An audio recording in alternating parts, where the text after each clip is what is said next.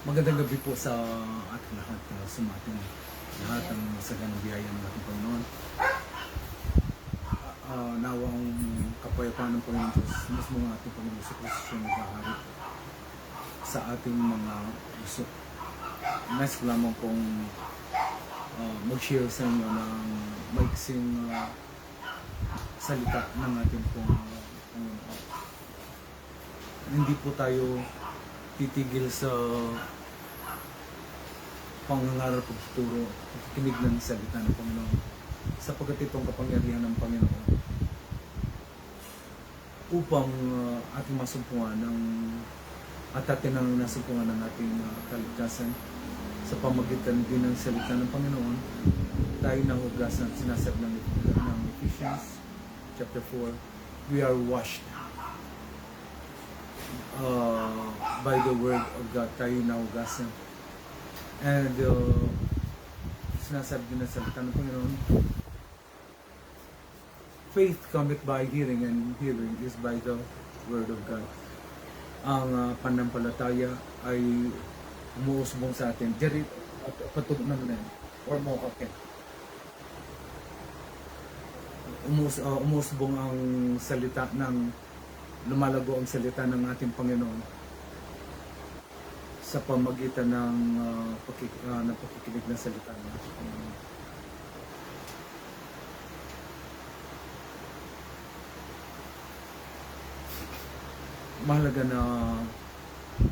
Mahalaga na bigyan natin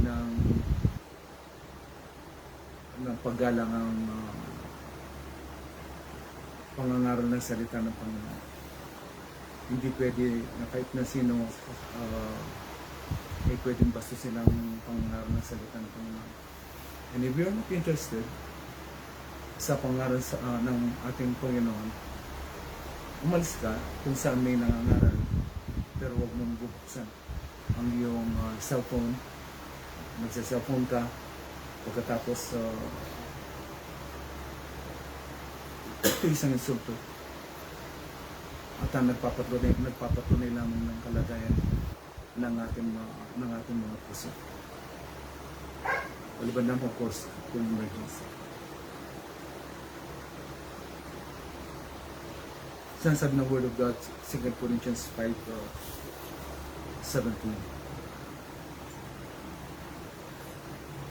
Therefore, if any man be in Christ, he is a new creature. All things are passed away. Behold, all things are become new. Kaya kung ang sino man ay nakikristo, siya'y bagong nilalang. Ang mga dating bagay ay nagsilipas na. Narito sila'y pawang naging mga bagay. Purihin ng ng Panginoon Diyos ang pagkakapasan ka. Banal na salita. Mami na mahal. Ang pinakadakilang himala na pwedeng maranasan ng isang tao ay yung himala ng pagbabagong buhay. At walang sino mang makakagawa nito, makapagdudulot nito sa tao, maliban na lamang ang ating Panginoon sa Kristo. Ang mga bagay-bagay na kanyang ginawa noon pa man. Una, nag-offer siya ng way para tayo ay magkaroon ng choice. Magkaroon tayo ng option. Pinangaral niya, una, tinubos niya tayo sa pamagitan ng pag-aalay niya ng kanyang buhay sa atin. Sapagkat alam naman natin, lahat ay nagkasala, tangkap ng kasalanan na kamatayan. Para sa mga makasalanan, para sa kasalanan, kinakailangan mayroong mamatay. Ito ang kahilingan ng ating Panginoon. Ito ang kaparaanan, kalooban ng ating Panginoon. Noong pa man, of course, alam natin, Garden of Eden, sa Tabernacle of Moses, laging may pag-aalay. And in the last days, inalay mismo ng ang kanyang bugtong na anak. Bakit? Para sa katubusan ng ating mga pagkakasal, para tayo magkaroon ng aksyon. Sila na nagsisipagnais na maligtas panampalatayanan si Kristo, ay magkaroon ng choice. Sapagkat sinasabi ng salita ng Panginoon, ganyan lang pag-ibig ng Diyos sa sanlibutan kanyang pinigay kanyang itong anak, upang kung sino man sa kanyang sumampalataya, hindi na mapapamak kundi magkakaroon ng buhay na walang hanggan. Inalay niya ang kanyang buhay, inantog niya ang kanyang buhay. At kung ikaw ay sasampalataya, kung sino man sumampalataya, ay hindi na kung ikaw ay hindi na mapapamak. It is your choice. Tayo may binigyan ng favor. Kung hindi mo pa tinanggap na ang ating Panginoon at nabubuhay ka sa kamunduhan, sa pita, sa kalayawan, sa kalayan, sa kasamaan, sa bisyo. Wala ka naman dapat gawin kung gusto mong pumunta sa impyerno. Manatili ka lang sa iyong kalagayan. Pero kung nais mo na maligtas, magtamo ng buhay na walang hanggan, kapiling ni Kristo sa kalangitan, kunin mo yung second option. Panampalatayanan mo ang ating Panginoon Yesu Kristo. Yun ang first na option na binigay sa atin ng Panginoon. Tinubos tayo. Ikalawa, pinanahanan tayo. Hindi lang tayo pinatawad ng Panginoon, kundi pinagpala ng pananahan ng Espiritu Santo. Sinamahan tayo. Tumahan sa atin ng Espiritu. Sumaatin. Bakit? Sapagkat on our own, hindi natin makakayang panagumpayan ang udyok ng laman,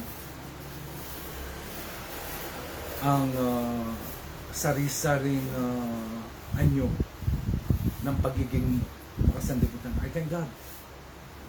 Nung tinanggap ko si Kristo sa aking buhay, binago niya ako. In the sight of God, I am a new creature. In the sight of God, nung hingin ko ang kapatawaran ng lahat ng aking kasalanan, pinatawad ako ng Panginoon. But it doesn't mean na sanctified na ang buhay natin o ang buhay ko. Unti-unti, hanggang ngayon, binabago ako ng Panginoon. Lagi kong sinesearch ang aking puso. At una, salamat sa Panginoon na yung imposible sa tao naging masyadong madali para sa Panginoon. Nung hingin ko ang tulong ng Panginoon, naalala ko na ako'y drug addict nung mga kapanahon na yun, natanggapin ko ang Panginoon. Instant ang mag-delivered sa akin ng pagpapalaya ng ating Panginoon. Tunay nga na nung mabasa kong kung sino man ang pinalaya na ng anak ng Diyos, siya tunay nga malaya. Inangkin ko ito. Lord, malaya na ako, malaya na ako. Naalala ko yung mga gabi, nagigisingin ko ang aking may bahay. Kapag yung withdrawal symptoms dumarating sa akin. Alam ko na naalala pa niya na tulungan mo ako mag-pray, mag-awa kami ng kamay, and then mag-pray ako. Then maya-maya lamang mawawala na. Hanggang tuluyan ng nawala ang ambisyon mo, pati paninigarilyo, pati pag-inom ng alak o yung aking alcoholism, yung sa sugal, sa alak, babae, sugal. Binago ako ng ating Panginoon at patuloy na binabago. Yung sa pag-ugali na I'm not perfect and I'm trying very hard na kung anong kalooban ng Panginoon siya ang aking may sagawa. Binigyan niya ako ng puso na pagpatawad. Binigyan niya ako ng pinapagliwanag niya ang aking puso. Binigay niya din sa akin ng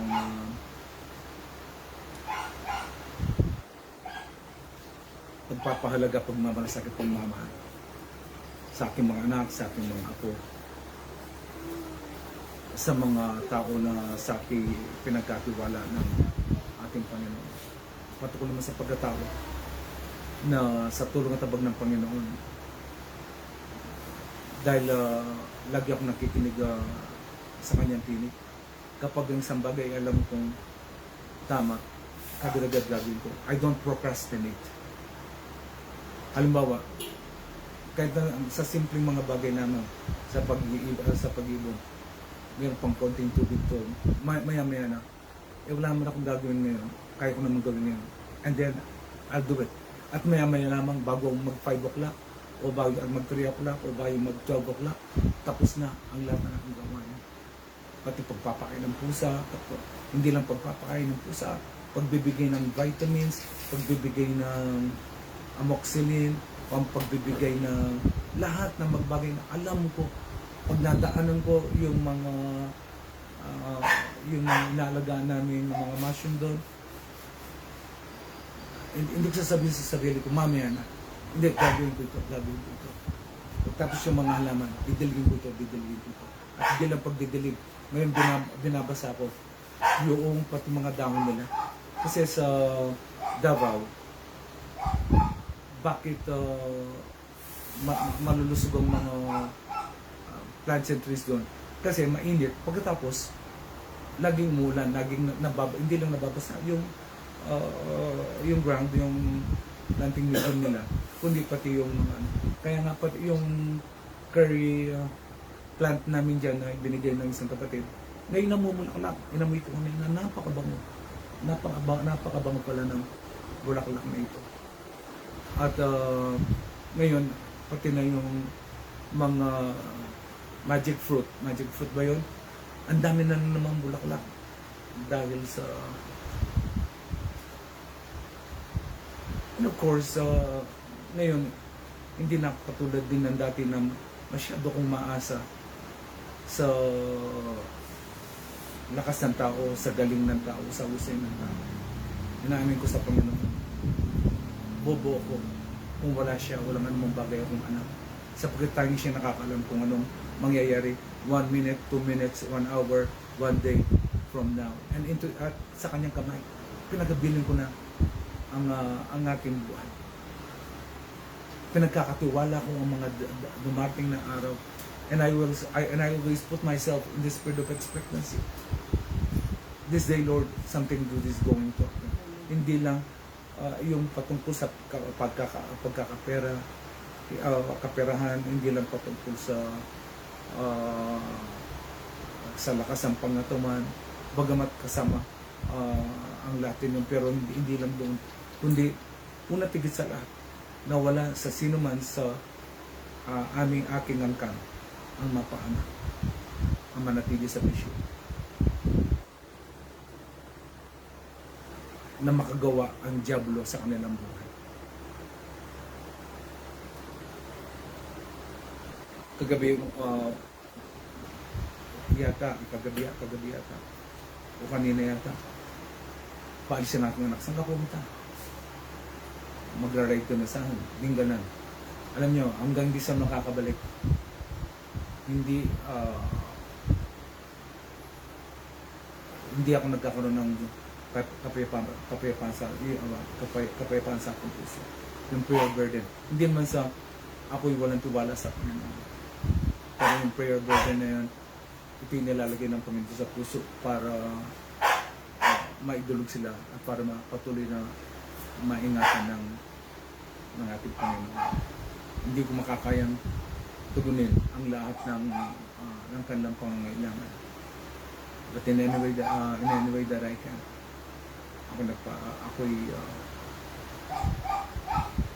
nagpapagamit sa Panginoon. At hindi lang ako nagsisikap ako yung salitang love ay aking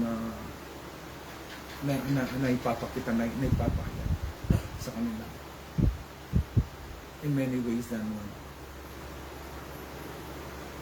Ang isa sa pinagpapasalamat ko sa Panginoon bago magtatapos ay yung pagpapalaya sa akin ng Panginoon mula sa kadiliman.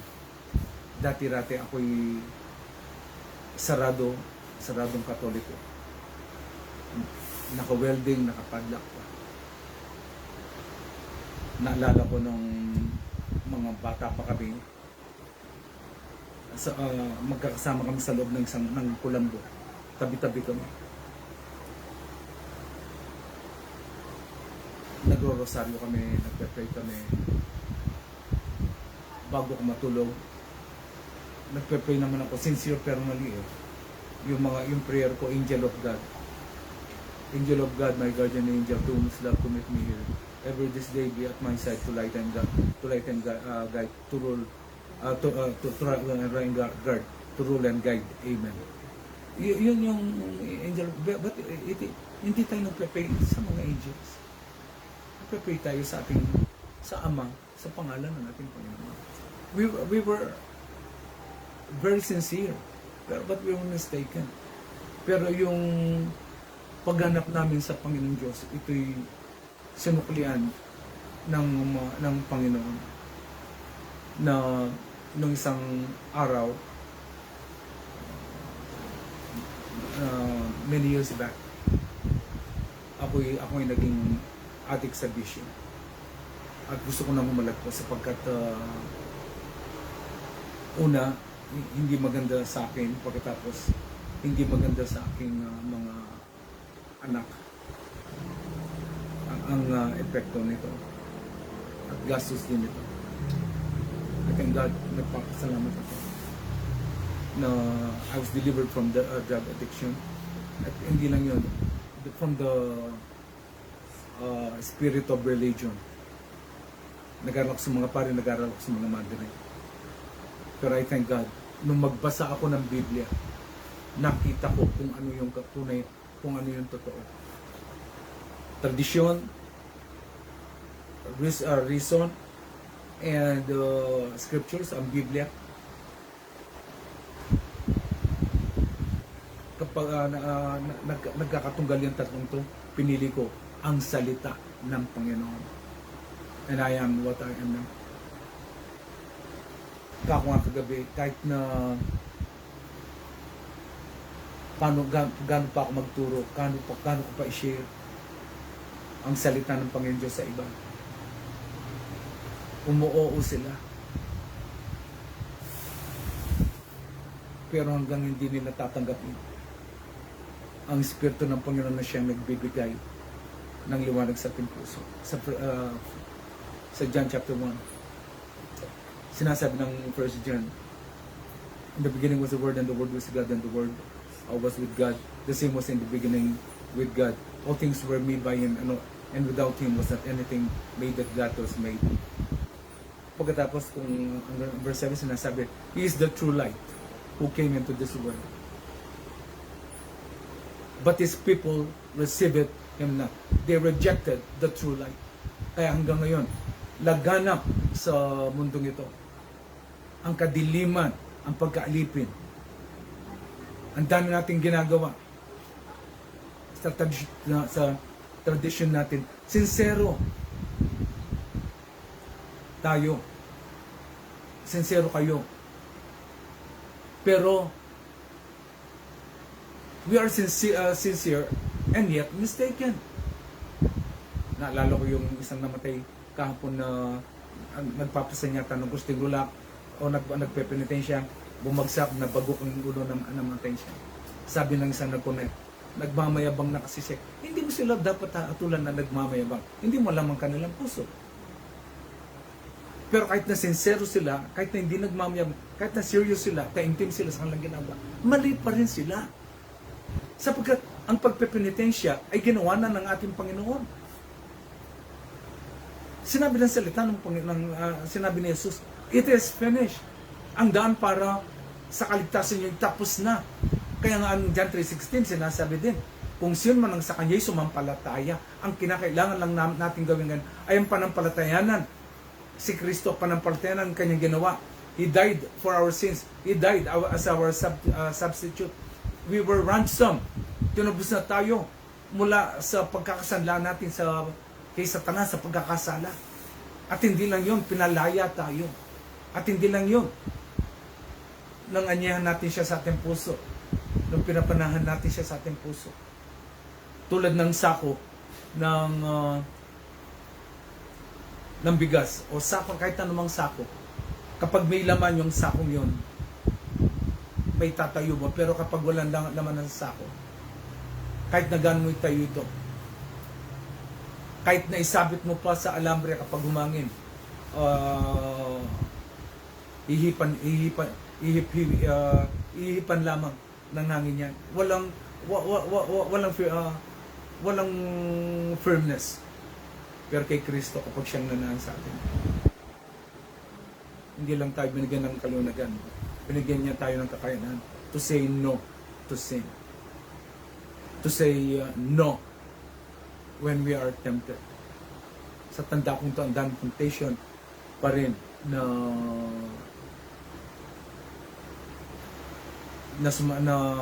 dumarating sa amin. But I thank God.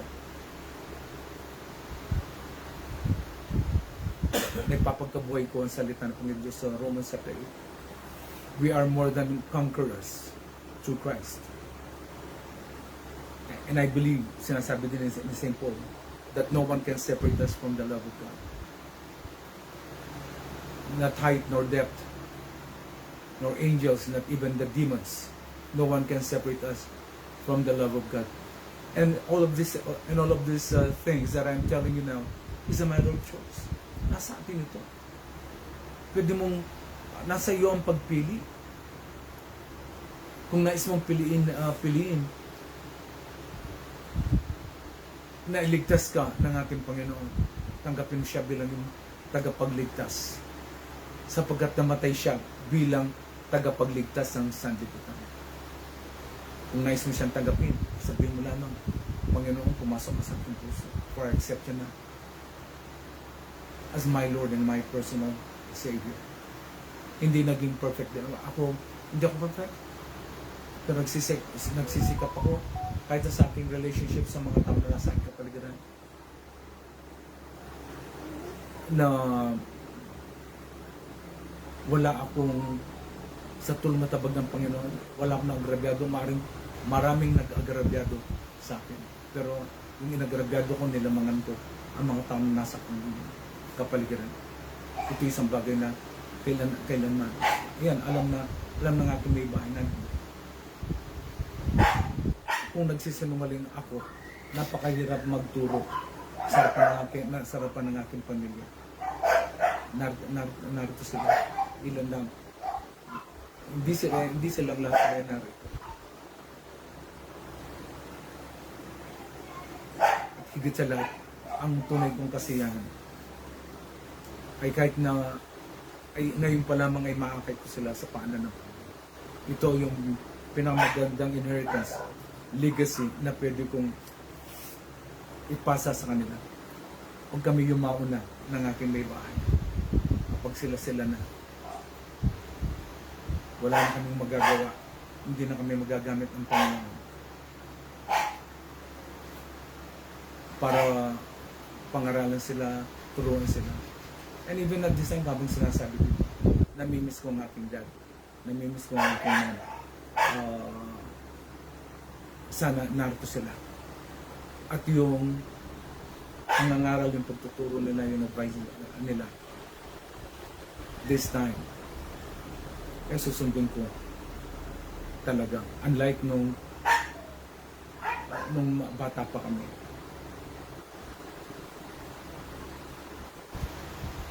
Pero sa lahat-lahat ng ito, hindi natin pwedeng baguhin yung mga nakaraan na. Pero yung mga bagay na darating, binigyan tayo ng kapangyarihan ng Panginoon and even the free will para piliin natin ang landas na ating tataakin. Pakinggan mo ito. Maluwag ang daan patungo sa kapamakan, patungo sa impyerno. Makitid lamang ang daan patungo sa kaligtasan. Malawak ang daan at marami ang pumapasok dito. Isang katotohanan ang nais kong iwan sa inyo. Mas marami ang mapapaanak. Hindi ko sinasabi ito sa ganang akin. Ako'y nagiging mouthpiece lamang, I'm just an echo of the word of God. Mas marami ang pupunta sa impyerno. Ligtas mo ang sarili mo, kapatid. Piliin mo ang pagliligtas ni Kristo. Magyuko tayong nalangin. Patong mo ang banal mong kamay sa bawat uluhan. Panginoon, magpatawad ka. Ayusin mo po ang aming buhay. Tulungan mo kami ng kalakal sa iyong katuwiran. Panginoong Jesus, come into our lives. Pumasok ka sa aming puso. For we accept you now as our Lord and our presence. Write our names in the book of life. Salamat sa biyayang na hindi mo kami karapat-dapat namatay ka pa rin. Pinili mo ang mamatay in our place. Namatay ka para sa aming makasalanan. Tinatanggap namin ang pagliligtas mo. Ikaw ang aming tagapagligtas. At Panginoong Yesus, papagliwanatin mo po ang aming puso at isipan. Palayain mo ang sino man ang mula sa lahat ng uri ng pagkakaibig. Salamat po. Purihin ka, Panginoong Yesus. In Jesus' name, Amen. Magandang gabi po. Pagpalain tayong lahat ng kapatid. Amen. Amen.